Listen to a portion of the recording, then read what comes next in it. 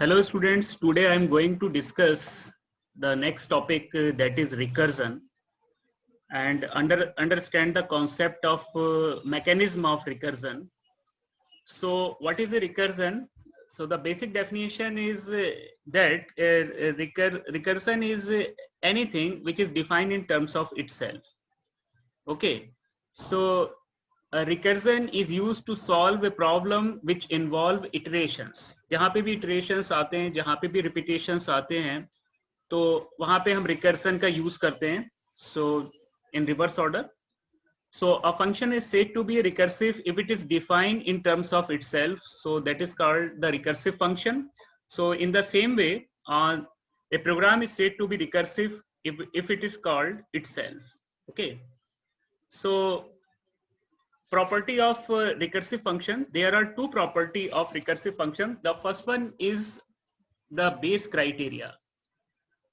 Okay, so there must be certain criteria for which the function does not call itself.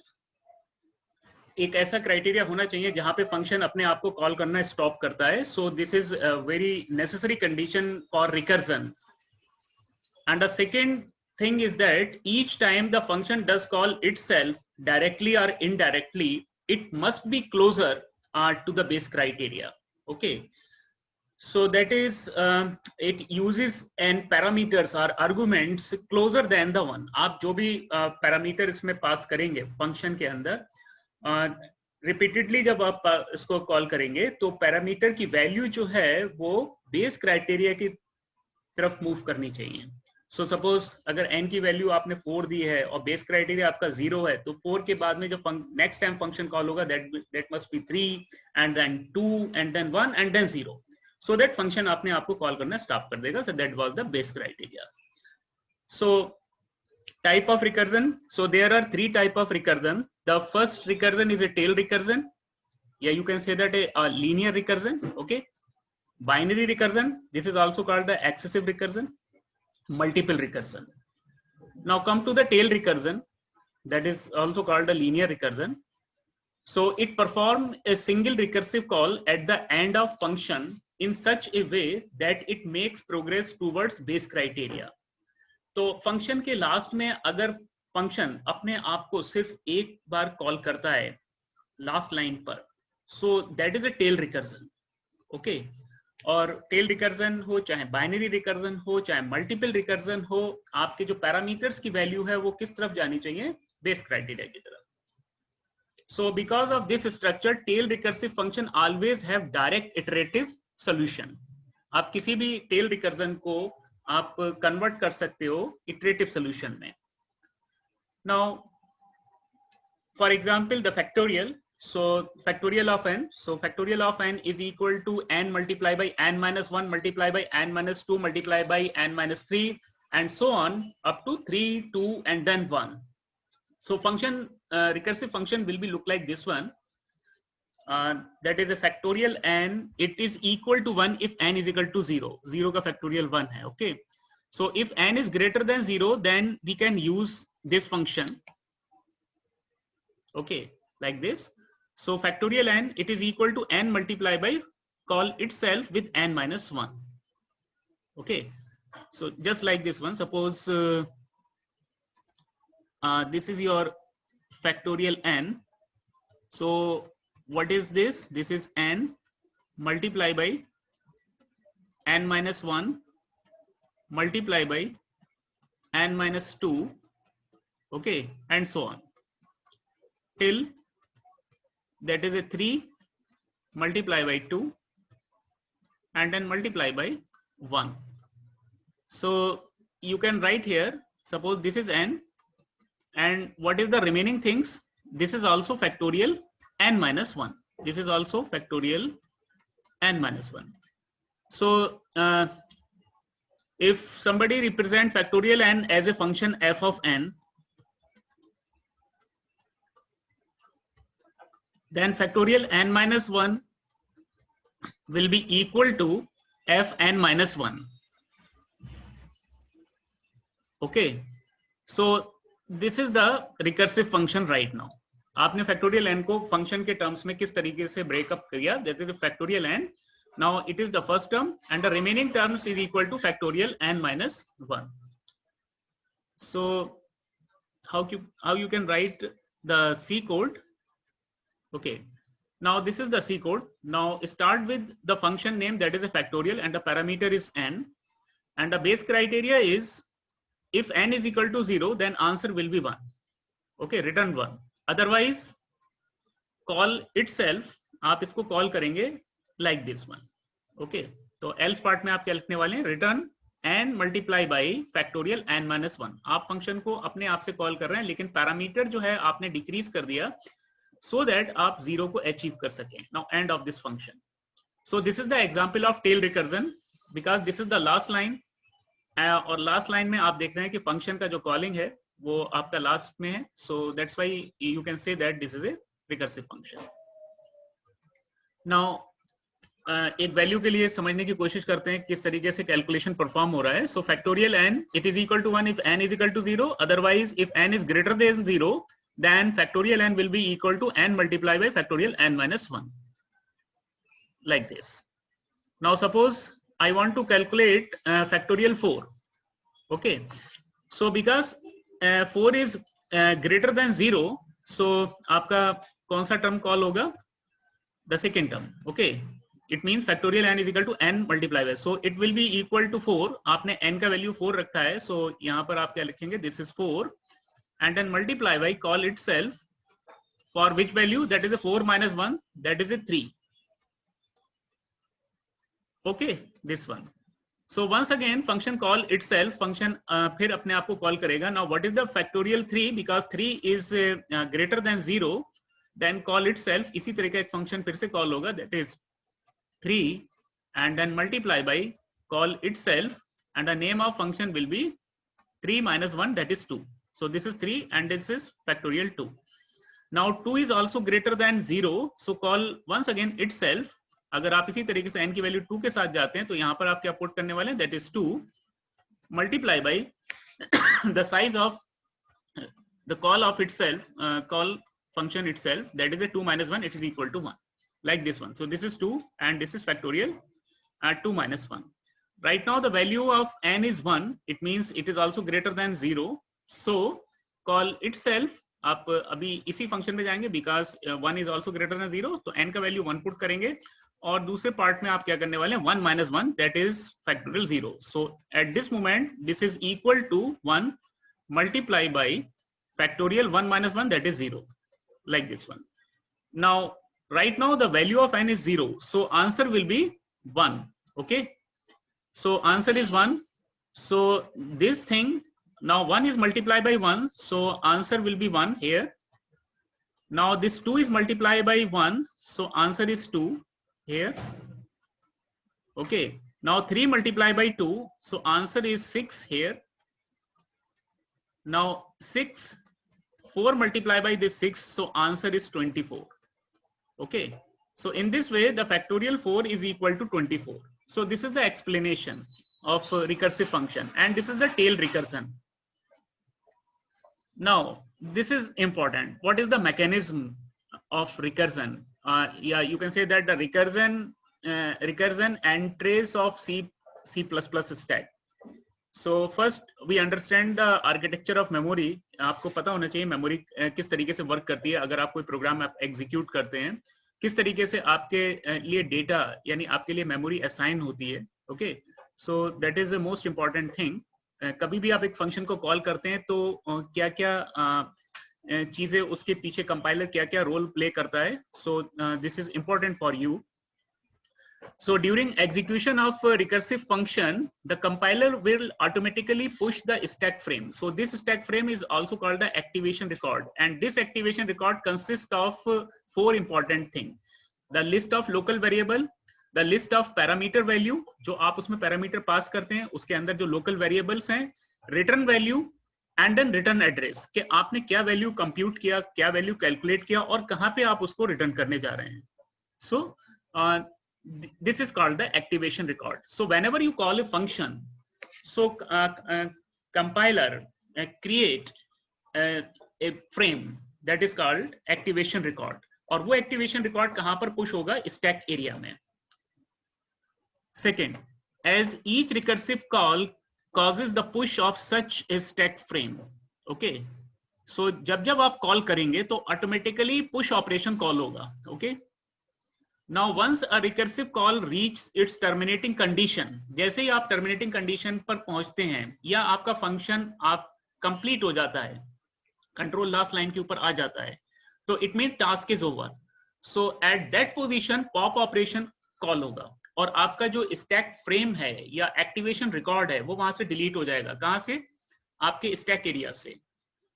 So once a recursive call reaches its terminating condition, the compiler start to pop values and return address from the runtime stack until the first return address is popped. Okay, तो आप उसके जितने भी आपने उसमें local variables रखे थे, parameter list, ये सारी चीजें वहां से डिलीट हो जाएंगी. अब आप किसके ऊपर आ जाएंगे? The next top most element जो स्टैक का है, वहां पे आप देखेंगे कि आपने क्या वैल्यू रिटर्न करी थी और किस एड्रेस के ऊपर, किस लाइन के ऊपर कंट्रोल को वापस जाना था. Okay, so because of each push and pop operation is time consuming, so a very deep recursive call can cause very slow performance of the computer system. अगर आप कोई recursive function बना रहे हैं और recursion काफी deep है, okay, call again and again, so it is a time taken process, क्योंकि आप कंप्यूटर के अंदर, आप मेमोरी के अंदर स्टैक पुश कर रहे हैं और कंटिन्यूएशन में पुश कर रहे हैं, और जब काम होता है तो पॉप ऑपरेशन है, तो पुश करना और पॉप करना, it is a time taken process. So deep recursion is not the best solution. Okay, इसको और थोड़ा सा एक्सप्लोर करते हैं इसी मैकेनिज्म को. पहले हम इसका मेमोरी आर्किटेक्चर को समझने की कोशिश करेंगे. Now this is your main memory, that is a RAM. Okay, now program के पॉइंट ऑफ व्यू से सम पोर्शन जो है वो आपका ऑपरेटिंग सिस्टम इसमें से ऑक्युपाई कर लेता है, एंड द रिमेनिंग पोर्शन जो है वो आपका प्रोग्राम के लिए है. सो जो प्रोग्राम के लिए आपको पोर्शन मिला है रैम के अंदर, सो this is divided into 4 part. The first part is a code segment. So memory, it is very important resource for our computer. So how operating system manage memory and how we can access the memory for program, ये हम यहाँ पर थोड़ा सा समझने की कोशिश करेंगे. So this memory is divided into 4 segment. The first segment is a code area. Okay, इस कोड एरिया में होता क्या है, जो आपने प्रोग्राम लिखा है, that is a .c या .cpp. So compiler convert this code into a machine code.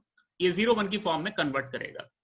Okay, और लोडर उसको क्या करेगा, दैट मशीन कोड लोड करेगा इस कोड एरिया में. सो आपका जो भी प्रोग्राम था मशीन कोड, वो इस एरिया में जाकर के लोड हो जाएगा.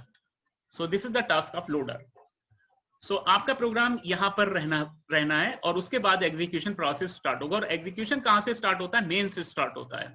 So whenever you call A main function, तो आप कौन से एरिया को यूज करोगे? तब स्टैक एरिया को आप यूज करेंगे उस टाइम पर, और एक स्टैक फ्रेम यहाँ पे पुश करेंगे. So what is stack frame, what is activation record? It means main के अंदर जो लोकल वेरिएबल्स हैं, मेन के अंदर पैरामीटर तो आप पास कर नहीं रहे हैं, main and then simple round bracket. So local variables को आप यहाँ पर क्रिएट करेंगे. So compiler create a some byte memory location for x variable, some byte memory location for y variable. Okay, इस तरीके से वो वहां पर मेमोरी क्रिएट होगा. सो this is code area. So code area से आप डायरेक्ट एक्सेस करते हैं स्टैक एरिया को. Second, static and global area. So what is static and global area? जो भी आप ग्लोबल वेरिएबल क्रिएट करते हैं, जो फंक्शन के बाहर जो वेरिएबल्स होते हैं, उनका लाइफ कब तक रहता है? जब तक इंटायर प्रोग्राम आपका एग्जीक्यूट नहीं होता. That's why this is the part of code area also. Okay, ये इसी के साथ एसोसिएट है. जब आपका प्रोग्राम एग्जीक्यूट होना बंद हो जाएगा, ओके, सो तब तक आपके वेरिएबल्स आप यूज कर सकते हैं. ओके, बट लोकल वेरिएबल्स जो हैं, फॉर एग्जांपल किसी फंक्शन के वेरिएबल्स हैं, उनकी लाइफ कहाँ पर होती है? जब फंक्शन अपना टास्क खत्म कर देता है, तो वो वेरिएबल्स का लाइफ भी एंड हो जाता है. So that is A pop operation. और पॉप ऑपरेशन के केस में आपका स्टैक फ्रेम जो है वो वहां से डिलीट हो जाता है. इट मींस वेरिएबल्स आपके वहां से डिलीट हो गए and you can not access these variable from your code portion. So static and global variables को आप यूज कर सकते हैं. So this memory is also associated with code area. The third one is stack area. So मैंने अभी explain ही किया था कि आप जब मेन फंक्शन को कॉल करते हैं या यूजर डिफाइंड फंक्शन को कॉल करते हैं, तो स्टैक फ्रेम आपके पुश होते हैं. सबसे पहले मेन का होगा, फिर आपने सपोज एक फंक्शन कॉल किया, function X, function A and then function B, तो स्टैक फ्रेम पुश होंगे। अगर बी का टास्क ओवर हो गया तो आप इसको डिलीट करेंगे, ऑटोमेटिकली डिलीट होगा, और आप नेक्स्ट फंक्शन पे आएंगे। जब ए का टास्क कंप्लीट होगा तो आप मेन फंक्शन पे आएंगे, और जब मेन का टास्क कंप्लीट हो जाएगा then you can go, exit हो जाएंगे प्रोग्राम से। And the fourth one is a heap area, this is a run time area. So इसको डिस्कस हम करेंगे जब हम आप लिंक लिस्ट को इंप्लीमेंट करने चाहेंगे। सो अगर मेमोरी की आपकी डिमांड है रन टाइम के ऊपर, तो आप malloc फंक्शन की हेल्प से इस एरिया को एक्सेस कर सकते हैं इनडायरेक्ट वे में। Okay, so these are the code segment. Now come to example, एक फैक्टोरियल का हम एग्जाम्पल लेते हैं सो दैट मैकेनिज्म हमें अच्छी तरीके से क्लियर हो जाए। तो लेफ्ट हैंड साइड में स्क्रीन पे आप देख रहे होंगे, दिस इज द कोड जो कि एक फैक्टोरियल को कैलकुलेट करता है। So main integer y and y is called the factorial function, the 3 factorial 3 की वैल्यू कैलकुलेट करना है, जो कि हमारी कितनी आने वाली है, 3 multiply by 2 multiply by 1 it is equal to 6। So definitely function यहाँ पे कॉल होगा and this is the factorial function. If n is equal to 0 then return 1, otherwise it will return n multiply by factorial n minus 1, जो कि अभी हमने explain किया था। Now come to the important thing, right hand side पे देखिए, आपका जो मेमोरी का जो पार्ट था इससे पहले, तो हम एक तो कोड एरिया को यहाँ पे शो करेंगे और दूसरा स्टैक एरिया को शो करेंगे। सो this is stack area, okay, और उसके नीचे है आपका कोड सेक्शन, और जो स्टैटिक एंड ग्लोबल जो है वो इसी के साथ एसोसिएट है। Basically this is A code section. तो पहला इंपॉर्टेंट टास्क क्या होगा, आपका ये जो आपने कोड लिखा है that is a dot C, suppose आपने इसका नाम दिया xyz.c।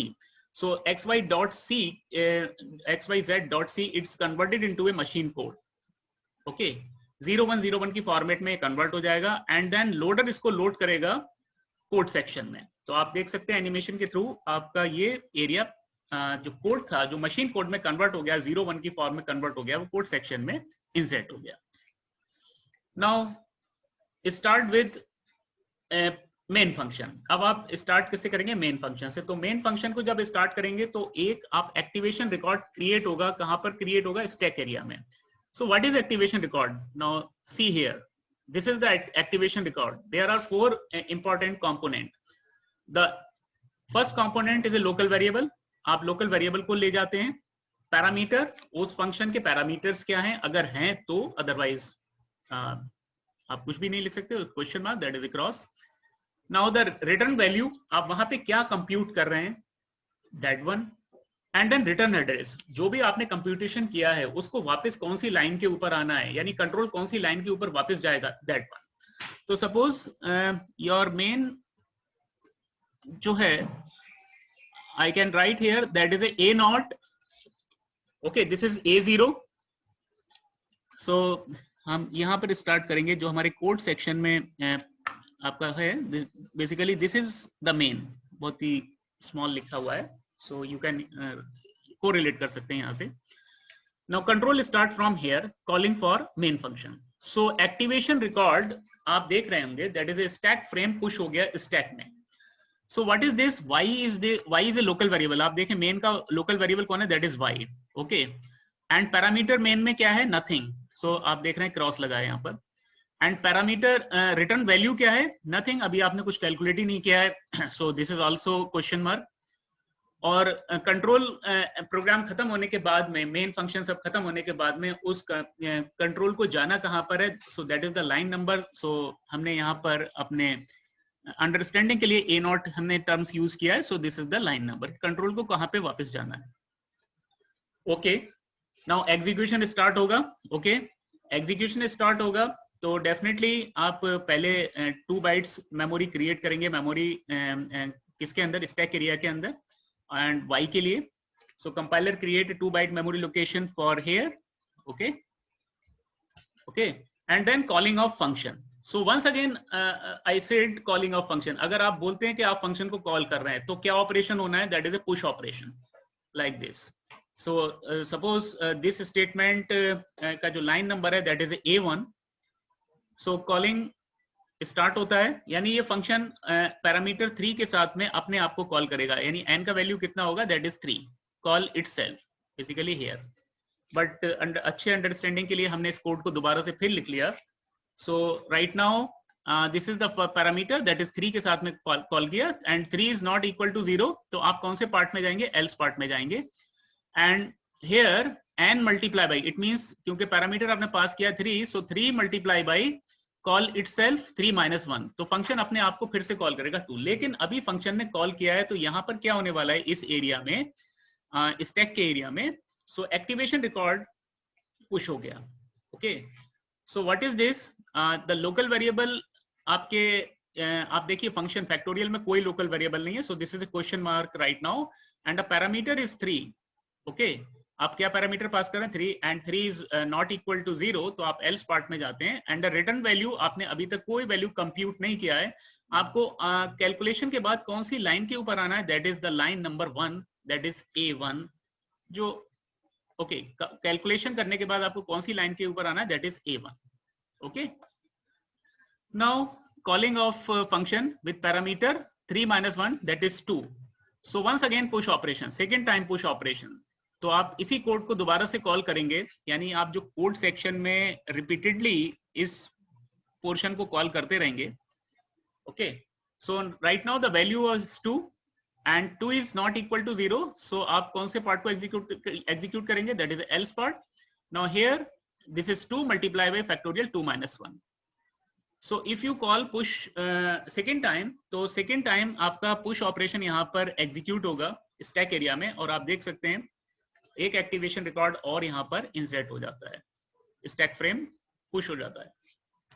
So definitely no local variable, so this is a question mark. Parameter आपने 2 पास किया, कोई वैल्यू कंप्यूट नहीं की राइट नाउ, और आपको वापस जाना कहाँ है, दैट इज A2. आपको प्रीवियस लाइन पे कैलकुलेशन अगर कर लेते हैं तो आपको इस लाइन के ऊपर वापस पहुंचना है. So that is the line number.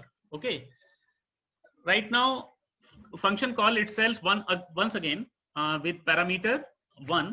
So factorial को हम फिर कॉल करते हैं 1 के साथ में. So third time push आपने ऑपरेशन कॉल किया, so definitely आप स्टैक एरिया में अगर फोकस कर रहे हैं तो एक एक्टिवेशन रिकॉर्ड और पुश होने वाला है, और आपने इसी कोड को कॉल किया पैरामीटर 1 के साथ. So focus on your stack area like this. So यहाँ पर एक स्टैक फ्रेम और पुश हो गया. सेम थिंग, पैरामीटर आपने क्या दिया है, so the parameter is 1.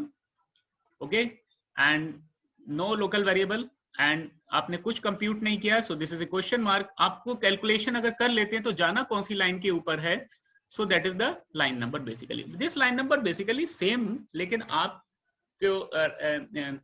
Calculation करने के बाद में कौन सी लाइन पे जाना है, so that is important thing. Control को कंप्यूट करने के बाद में कौन सी लाइन के ऊपर जाना है, that is the important thing. So right now the parameter is 1 and 1 is not equal to 0, so the else part आपका एग्जीक्यूट होगा. Now this is equal to 1 multiply by function call itself n minus 1, that is 1 minus 1, and it is equal to 0. तो आपने function को call किया किस parameter के साथ में, once again push operation, fourth time push operation perform होगा, और आप इसी फंक्शन को दोबारा कॉल करेंगे किस वैल्यू के साथ, n की वैल्यू 0 के साथ में right now. Okay, so if आप फंक्शन को कॉल कर रहे हैं तो डेफिनेटली आपको यहाँ पे कुछ रिफ्लेक्शन दिखेगा स्टैक एरिया में, आपने एक चौथा फ्रेम वहां पे पुश कर दिया. So right now what is this, parameter is 0, value is 0. Now if n is equal to 0, then if block execute होगा. This is the base criteria. अब आपके base criteria यहाँ पर achieve होता है, अब आप फंक्शन को कॉल करना बंद करते हैं. Okay, now the answer is 1. तो आप देख रहे होंगे कि यहाँ पे अभी तक सब क्वेश्चन मार्क था, लेकिन इस वक्त आपने कुछ कैलकुलेशन किया है, that is 1. आप आंसर 1 रिटर्न कर रहे हैं, और ये 1 रिटर्न कहाँ पे करेंगे, लाइन नंबर 4 पे. So this is line number 4 right now. Okay, so pop operation क्योंकि task is over, क्योंकि आप इफ पार्ट को एग्जीक्यूट करने के बाद में एंड करेंगे, so it means the function is over, and function is over, then pop operation is performed here like this one. So first pop operation, so if pop operation is perform, then record is deleted from your memory, from your stack area. आप देख रहे होंगे यहाँ से ये delete हो गया. Okay, सो आपने क्या डिलीट किया, एक रिकॉर्ड डिलीट किया, लेकिन उसने कुछ कैलकुलेट किया था, दैट इज 1, और ये 1 आपका ट्रांसफर कहाँ पर हो गया, ये 1 जो है वो आपका ट्रांसफर हो गया इस जगह पर. ओके, जहां से फंक्शन आपने कॉल किया था लाइक दिस. सो कंप्यूटेशन क्या होगा, दैट इज 1 आपने यहाँ पे कैलकुलेट 1 को भेजा है, okay, so this is the answer. कुछ कंप्यूट किया आपने, 1 मल्टीप्लाई बाई 1, यहाँ पर आपका क्या आता है, दैट इज 1। सो आप देख सकते हैं this is 1 and 1 multiply by 1 it is equal to 1। So right now the line is over. अब एग्जीक्यूशन इस लाइन का जो A4 के ऊपर लाइन था वो कंप्लीट हो चुका है और आप एक नया वैल्यू यहाँ पे रिटर्न कर रहे हैं and that is also 1।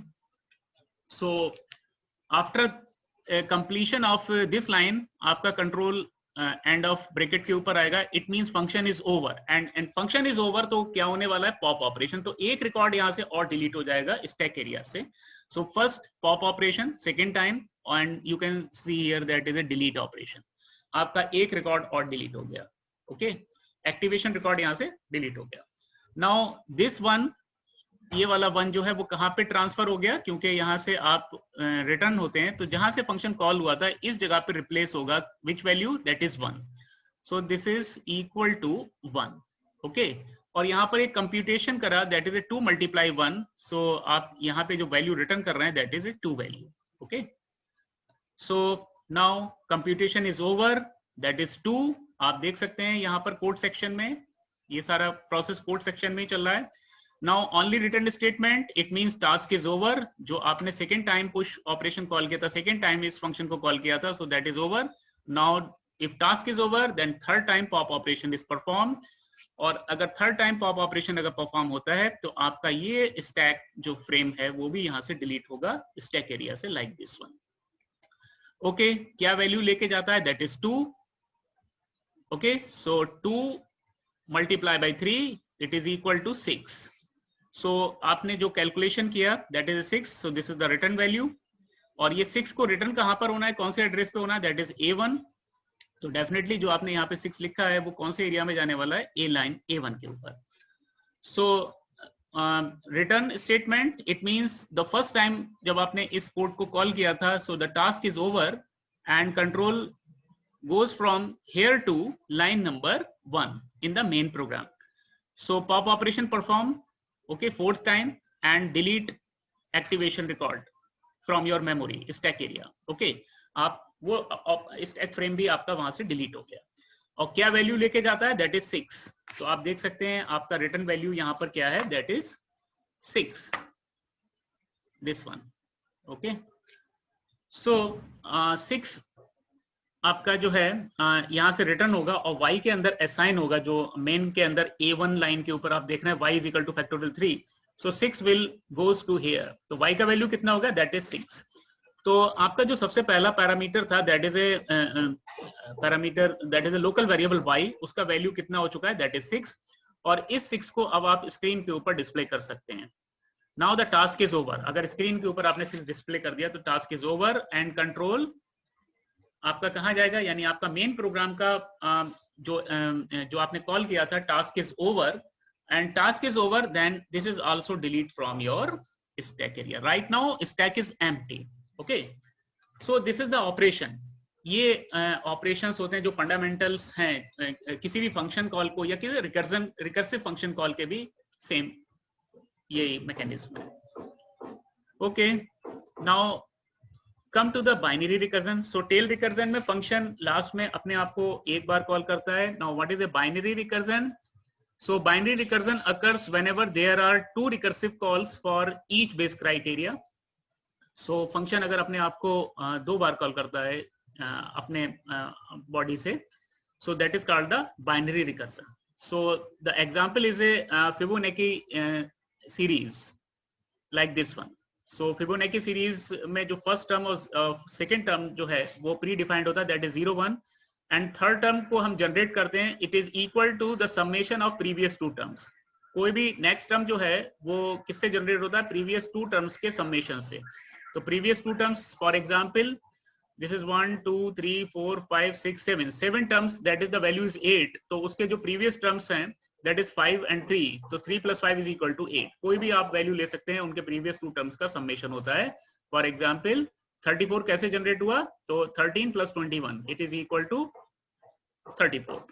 So the function is this is a Fibonacci number, okay. So Fibonacci number it is equal to n if n is smaller than or equal to 1. तो अगर n का value 1 है तो यहाँ पर 1 replace कर दोगे. n का वैल्यू अगर 0 है because 0 is also smaller than 1, तो आपका ये आंसर 0 हो जाएगा. अगर 1 है बिकॉज 1 इज इक्वल टू 1, तो आप n की जगह पे 1 रिप्लेस कर दोगे. तो अगर इफ फिबोनाची नंबर पैरामीटर 0 पास करते हैं तो आंसर इज 0, और अगर 1 पास करते हैं तो answer is 1.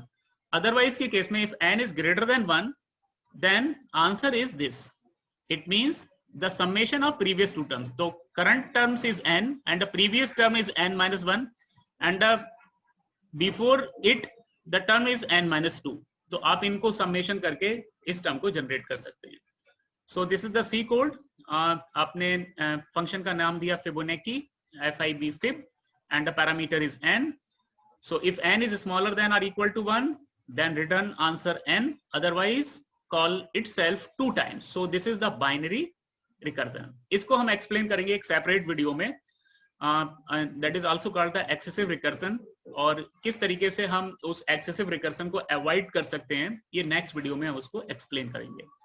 And the third type of recursion is a multiple recursion. So multiple recursion occurs whenever there are more than 2 recursive calls for each base criteria. अगर function अपने आप को 2 से ज्यादा बार कॉल कर रहा है तो that is a multiple recursion.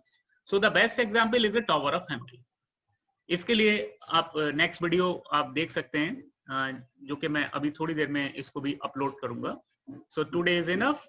So thank you so much.